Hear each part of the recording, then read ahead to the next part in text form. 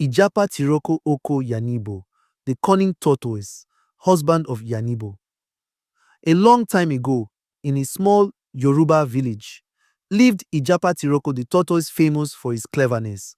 He was married to Yanibo, a patient but sharp-tongued wife who was often the victim of his tricks.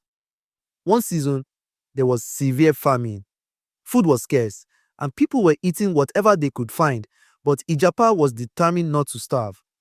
One morning, as Yanibo was pounding yam, Ijapa told her, "My dear wife, I am going to the farm to look for food. By the time I return, we will have a feast."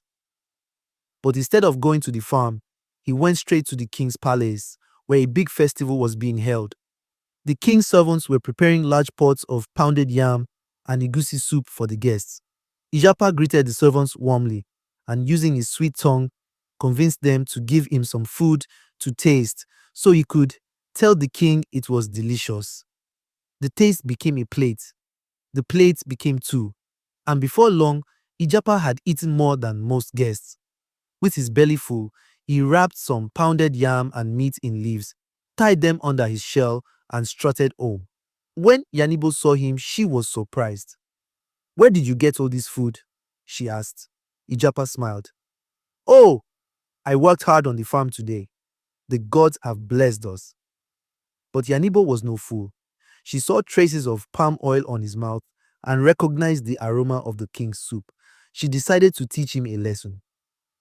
The next day, Yanibo told Ijapa, "Husband, today I will follow you to the farm so we can both work."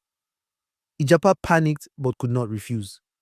On the way, he tried to divert her to the river or to a friend's house, but Yanibo insisted.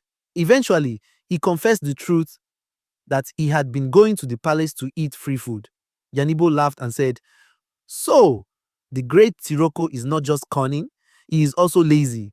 You can deceive others, but you cannot deceive your wife."